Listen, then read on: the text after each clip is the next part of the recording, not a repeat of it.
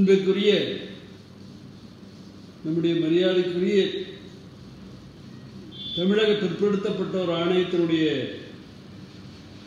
உறுப்பினர் செயலாளராக பணியாற்றி இந்த சமுதாயத்துக்கு நல்ல சேவைகளை செய்த உயர் திரு ராஜேந்திரன் IAS அவர்களுக்கு என்னுடைய முதல் வணக்கத்தை தெரிவித்துக் கொள்கிறேன்.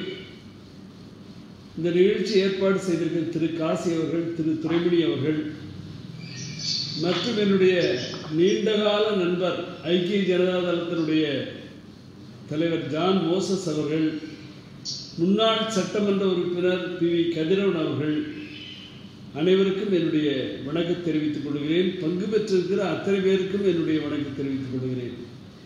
நம்முடைய மரியாதைக்குரிய திரு ராஜேந்திரன் IAS அவர்கள் மிக சுருக்கமாக சொன்னாலும் இந்த மண்டல் ஆணையம் அமைவதற்கும் அமல்படுத்துவதற்கும் ஏற்பட்டிருக்கிற பிரச்சனைகளை மிக தெளிவாக சுட்டி காட்டினார்கள். இந்திய அரசியலமைப்பு சட்டத்தில் பிரிவு 340(1)(2)(3 இந்திய துணைக்கண்டத்தில் வாழ்கிற பிற்படுத்தப்பட்ட சமுதாய மக்களை அடையாளம் காணவும் அவர்கள் வாழ்க்கை நிலையை எடுத்துச் சொல்லவும் மேம்பாட்டிற்கான ஆலோசனைகள் வழங்கவும் ஆணையம் அமைக்க வேண்டும் என்று 26 ஜனவரி 1950 அமல்படுத்தப்பட்ட போதிலிருந்து ஒரு 3 ஆண்டு காலம் அமல்படுத்தாமல் காக்கா கல்லேல்கர் ஆணையம் 29/1/1953 நியமிக்கப்பட்டு அது 30/3/1955 அறிக்கை தாக்கல் செய்தது. 2399 ஜாதிகளை பிற்படுத்தப்பட்டவர்களாகவும் 837 ஜாதிகளை மிகவும் பிற்படுத்தப்பட்டவர்களாகவும் மிக அருமையாக இடஒதுக்கீட்டுக்கு சிபாரிசும் செய்திருந்தது. குரூப் C-D பணியாளர்கள் 40% இதர பிற்படுத்தப்பட்டோருக்கும், கிளாஸ் 1 25%, தொழில் கல்வியில் 70% இடஒதுக்கீடும். துரதிருஷ்டவசமாக 14/8/61 அந்த அறிக்கை நாடாளுமன்றத்திலே விவாதிக்காமலேயே SC/STக்கு மட்டும் இடஒதுக்கீடு போதும், இதர பிற்படுத்தப்பட்டவருக்கு தேவையில்லை என்று தள்ளுபடி செய்யப்பட்டது. அதன் பின்னர் 1977 ஜனவரி மாதம் 23 இந்த நாட்டினுடைய பிரதமராக பொறுப்பேற்ற நம்முடைய மரியாதைக்குரிய போற்றுதலுக்குரிய மொரார்ஜி தேசாய் அவர்கள், இங்கே இந்த நிகழ்ச்சியிலே கலந்து கொண்டிருக்கிற ஜான் மோசஸ் போன்றவர்கள் நாங்கள் எல்லாம் மொரார்ஜி தேசாயிடம் நெருங்கி பழகியவர்கள். காரணம், நானெல்லாம் அரசியல் ஆரம்பமே பெருந்தலைவர் காமராஜருடைய தொண்டனாக 7 ஆண்டு காலம் அவர் நிழலே மேலே இருந்தவன். அதனால்தான் இதர பிற்படுத்தப்பட்டவர் என்கிற உணர்வு என்னுடைய இரத்தத்திலே கலந்திருக்கிறது.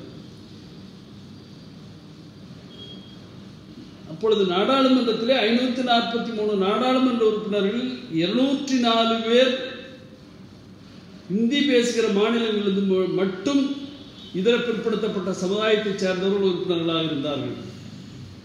அவருடைய வேண்டுகோள்கள் 20/12/1978 அன்று மறைந்த பிரதமர் மொரார்ஜி தேசாய் அவர்கள் நாடாளுமன்றத்திலே அறிவித்தார்.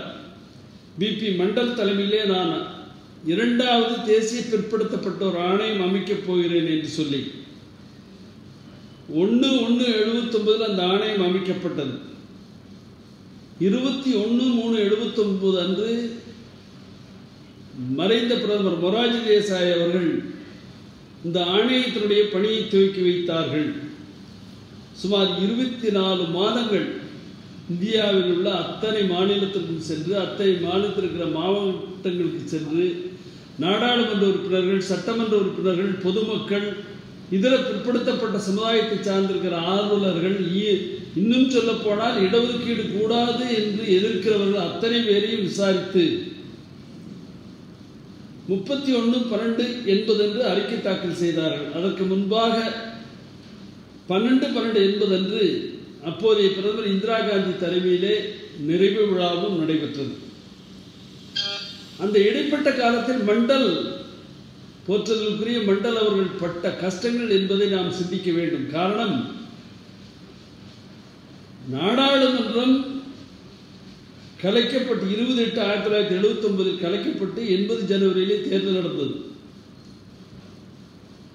சட்டமன்றங்கள் கலைக்கப்பட்டு சட்டமன்ற தேர்தல்கள் நடந்தது.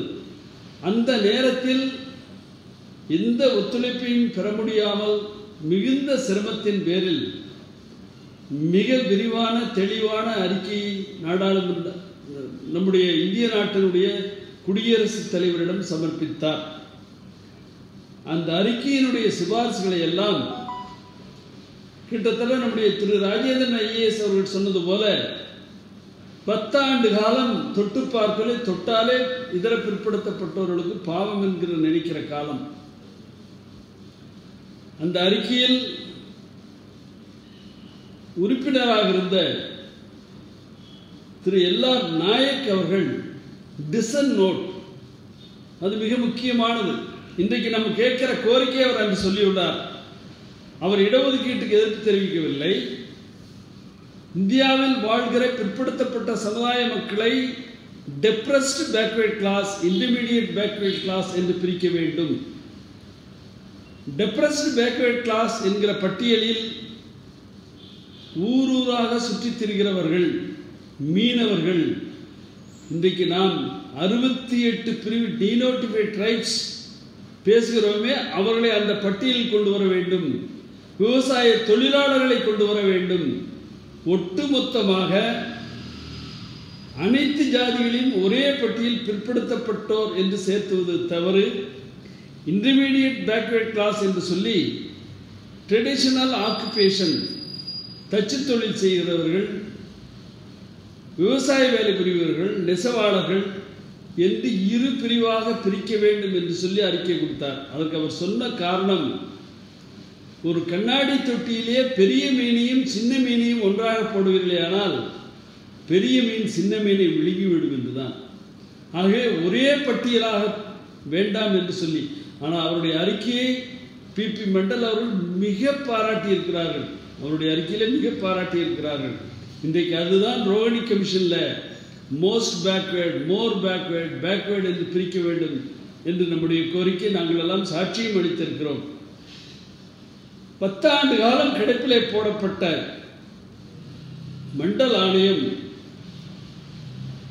நம்முடைய நெஞ்சம் நிறைந்த சமூக நீதியின் காவலர் விபி சிங் அவர்கள் 2/12/1989 பொறுப்பேற்று 10/11/90 பதவி விலகினார். ஐயா ராஜேந்திரன் ஐயா அவர்கள் சொன்னது போல 11 மாதம் 8 நாள் அவர் ஆண்டது எத்தனை ஆண்டு காலம் என்பது முக்கியமல்ல, சாதித்தது என்ன என்பது முக்கியம்.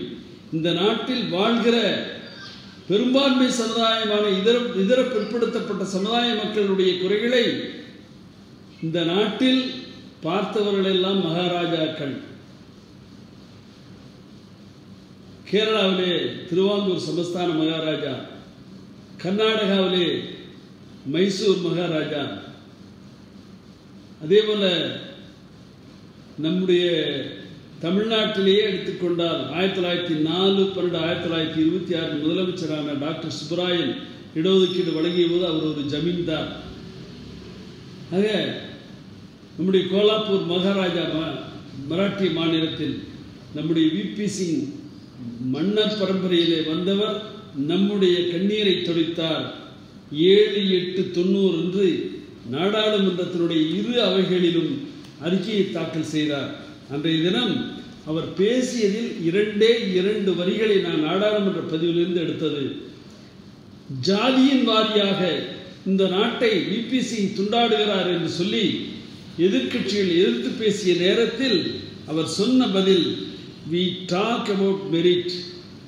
காரணம், பல நாடாளுமன்ற உறுப்பினர்கள், பல கட்சிக்காரர்கள் தகுதி அடிப்படையில் தான் வேலை வாய்ப்புகள் தர வேண்டும், ஜாதி வாரியாக தரக்கூடாது என்று சொன்னதுக்கு அவர் சொன்ன பதில், what is the merit of the system itself where 52% of the population gets 12.55 in government employment. இந்த நாட்டில் வாழ்கிற 52% மக்கள் 12.50% பணிகளை மட்டுமே பெறுகிறார்கள். It's hardly only 4.69%. 1/10 of its population proportion in the decision-making power structure. We consciously want to give them position in the decision-making, a share in the power structure of the country என்று சொல்லி அவர் மிகுந்த வேதனையோடு நாடாளுமன்றத்திலே சுட்டிக்காட்டினார். அதற்கு உதாரணமாக கூட ஒரு பட்டியலையும் தந்தார் நாடாளுமன்றத்திலே. பட்டியல் நம்பர் 5, 6 என்று சொல்லி, ஆக நம்முடைய பின்தங்கிய சமுதாயத்தை சார்ந்தவர்கள் 5% இடஒதுக்கீட்டு 5% பணிகளை கூட பெற முடியாத சூழ்நிலையில் மெரிட் பேசுவது தவறு, அவர்களுக்கெல்லாம் தர வேண்டும் என்று சொல்லி நாடாளுமன்றத்திலே சொன்ன பெருமை நம்முடைய மரியாதைக்குரிய விபி சிங் அவர்களை சாரும். வடமாநிலத்திலே நம்முடைய காசி மிக அருமையாக குறிப்பிட்டார். மிகப்பெரிய போராட்டம், சின்ன போராட்டம் அல்ல.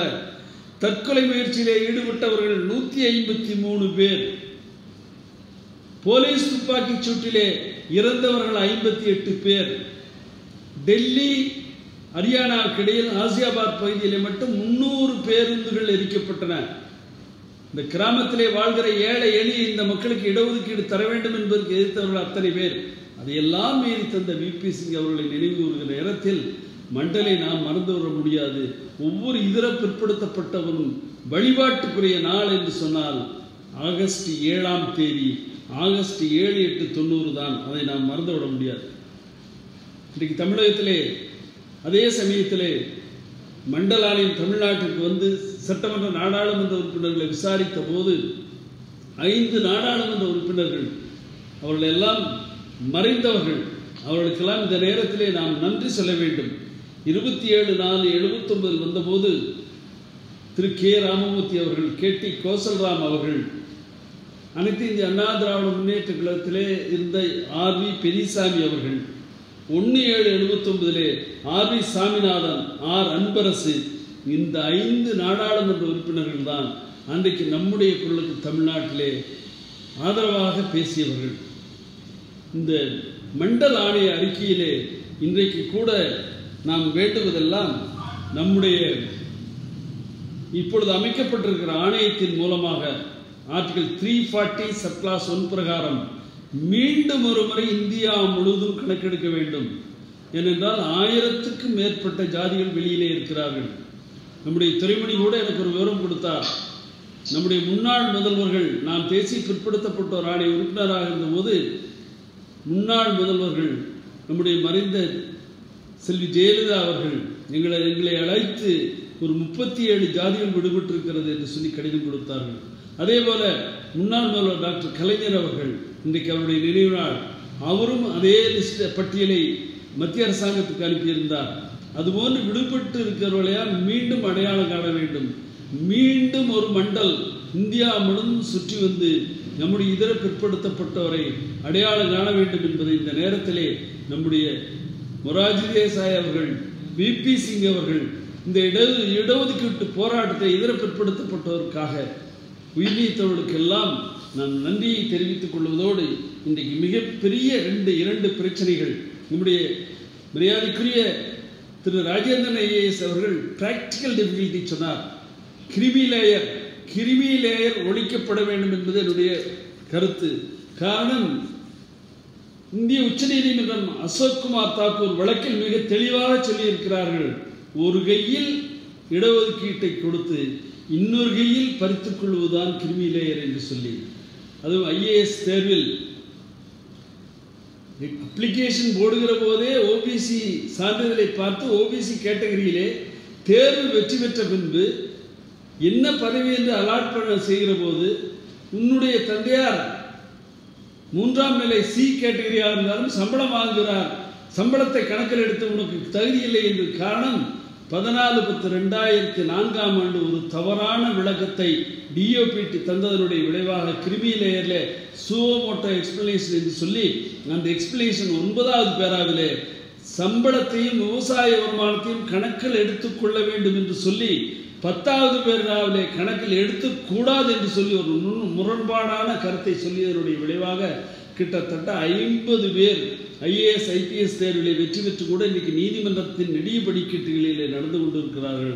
நம்முடைய போராட்டம் கிரிமி லேயர் ஒழிக்கப்பட வேண்டும் என்பதுதான். இன்றைக்கு கூட நான் பகல் முழுவதும் அதற்கான ஆதாரங்கள் தான் திரட்டி கொண்டிருந்தேன். மீண்டும் மண்டல ஆணையத்திலே சொல்லிய முக்கியமான சிபாரிசு இன்று வரை அமல்படுத்தாமல் இருப்பது. இதர பிற்படுத்தப்பட்டோருக்கு மாநில அரசிலும் மத்திய அரசிலும் தனி அமைச்சகம் உருவாக்கப்பட வேண்டும். இன்றைக்கு மத்திய அரசாங்கத்திலே ministry of social justice and empowerment எஸ்டிக்கு தனி அமைச்சகம் கொடுத்து விட்டார்கள், மைனாரிட்டிக்கு தனி அமைச்சகம் கொடுத்து விட்டார்கள். ஓபிசி மட்டும் எஸ்சி அமைச்சகத்தோடு தான் சேர்ந்திருக்கிறது. அங்கே கேபினட் அமைச்சராக வருவர் எஸ்சியை சேர்ந்தவராக வருகிறார். எப்படி அவர் ஓபிசியினுடைய நலன் காக்க முடியும்? ஆகவே ஓபிசிக்கு தனி அமைச்சகம் உருவாக்கப்பட வேண்டும், அவருடைய உரிமைகள் காக்கப்பட வேண்டும் என்பதால் இன்றைக்கு நாம் எடுக்கிற சபதமாக இருக்க வேண்டும். அதுதான் நம்முடைய மண்டல் மறைந்த மாபெரும் மனிதனுக்கு செலுத்துகிற அஞ்சலியாக இருக்கும் என்று கூறி இந்த நல்ல வாய்ப்புக்கு நன்றி கூறி விடைபெறுகிறேன். நன்றி, வணக்கம். கண்டிப்பா